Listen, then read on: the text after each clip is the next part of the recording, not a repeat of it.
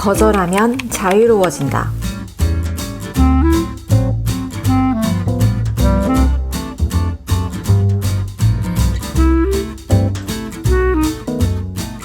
언젠가 누군가가 내게 이런 말을 한 적이 있다.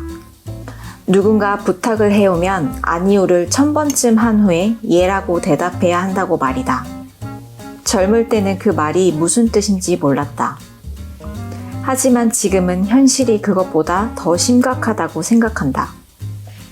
집중하려고 할 때 자꾸 방해를 받는 것도 문제지만 목표 지점에 이르기도 전에 자꾸 다른 길로 빠지는 것이 더 큰 문제다.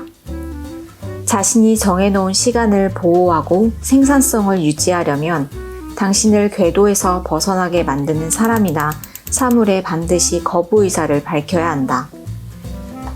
동료들은 당신에게 조언과 도움을 청할 것이다.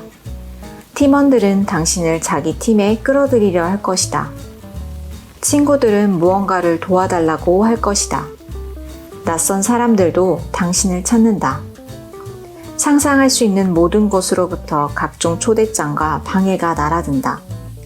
이 모든 상황에 어떻게 대처하느냐에 따라 자신의 단 하나와 궁극적으로 원하는 성과에 할애할 수 있는 시간이 정해진다. 여기 한 가지 중요한 것이 있다. 무언가에 대해 예라고 말할 때는 무엇을 거절하는지에 대해서도 반드시 알아야 한다. 바람과 함께 사라지다로 유명한 시나리오 작가 시드니 하워드는 이렇게 말했다. 자신이 무엇을 원하는지 아는 것의 절반은 그것을 얻기 위해 무엇을 포기해야 하는지 아는 것이다. 결국 크게 성공하는 가장 좋은 길은 파고드는 것이다.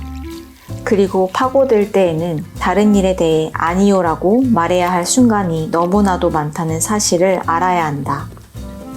예전에 생각했던 것보다도 훨씬 많을 것이다.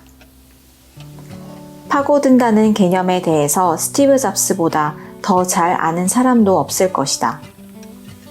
그는 애플에서 생산한 혁신적인 제품만큼이나 스스로 포기한 제품에 대해서도 매우 큰 자부심을 느꼈다. 1997년 회사에 복귀한 이후 2년 동안 그는 애플에서 생산하는 제품의 가짓수를 350개에서 10개로 대폭 줄였다. 그 기간에 제한되었던 다른 모든 신제품 아이디어를 제외하고도 기존 제품에 대해 340번이나 안 된다고 말한 셈이다.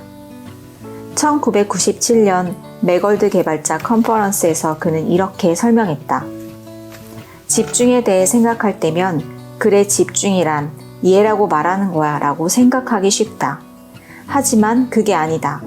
집중이란 아니요라고 말하는 것이다. 잡스는 남다른 성과를 원하고 있었고 그것을 얻기 위해서는 단 한 가지 길밖에 없다는 것도 알고 있었다. 잡스는 아니요맨이었다. 예라고 말하는 기술은 기본적으로 아니요라고 말하는 기술과 같다.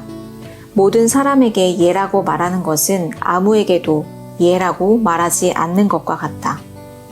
누군가를 위해 해주어야 할 일이 하나둘씩 늘어날 때마다 당신이 시도하는 모든 일의 효과는 줄어들게 된다. 많은 일을 하면 할수록 그 중에서 성공을 거둘 수 있는 가능성의 수는 점점 더 줄어든다. 모든 사람을 기쁘게 할 수는 없다. 만약 그렇게 하려고 애를 쓴다면 기쁘게 해주지 못할 단 한 사람은 바로 당신 자신이다. 명심하라. 자신이 해야 할 단 하나의 일에 예라고 말하는 것이 당신이 가진 최고의 우선순위다.